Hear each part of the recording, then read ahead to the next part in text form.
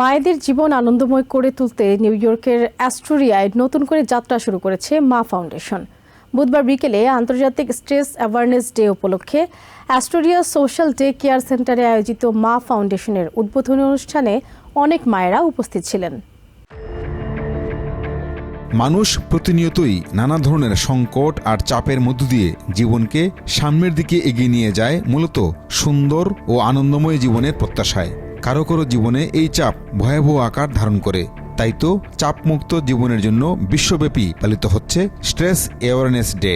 মা ফাউন্ডেশন চায় পৃথিবীর প্রতিটি মায়ের জীবন যেন আনন্দময় থাকে। ওম্যান শব্দটা আসলেই মার কথাটা সবার আগে আসে। আর মার সাথে আমাদের সবারই একটা আনসিন রিলেশনশিপ, আনসিন ভালোবাসা, এটা আসলে এক্সপ্লেন করা যায় না।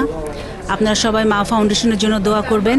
নতুনভাবে যাত্রা শুরু করলেও মা ফাউন্ডেশন আমেরিকার অনেক স্টেটে তাদের কার্যক্রম পরিচালনা করার পরিকল্পনা করছে বলে জানান প্রতিষ্ঠানটির কর্মকর্তারা। মানুষের হৃদয়ের অনুভূতির থেকেই যে নামটি উচ্চারিত সেটা হলো মা, আর এই মায়ের নামেই ফাউন্ডেশনটি করা হয়েছে, যেটাতে আমরা অনেক সাড়া পেয়েছি। আমাদের এখানে আজকে প্রায় 60 জন মানুষ এটা সদস্য হয়েছে মা ফাউন্ডেশনের, এবং এটা আমাদের নিউ ইয়র্ক পার্ট। এর পরবর্তীতে আমাদের নিউ জার্সিতে আরেকটি অনুষ্ঠান অনুষ্ঠিত হবে। স্ট্রেসের ব্যাপারে আমরা কিছু জানাতে চাই সবাইকে, সেজন্য আমরা সবাইকে ডেকেছিলাম। আর আমাদের মা ফাউন্ডেশনের চ্যাপ্টারের মধ্যে যে অর্গানাইজেশন ছিল ওটার চ্যাপ্টারটা আমরা করেছি। আজকে চ্যাপ্টার আমরা নিউ জার্সির একটা চ্যাপ্টার খুলেছি এবং আরেকটা চ্যাপ্টার আছে আমাদের হুস্টনের মধ্যে, টেক্সাসে। আমরা ইনশাল্লাহ এখন থেকে প্রতি মাসে একটা প্রোগ্রাম করব।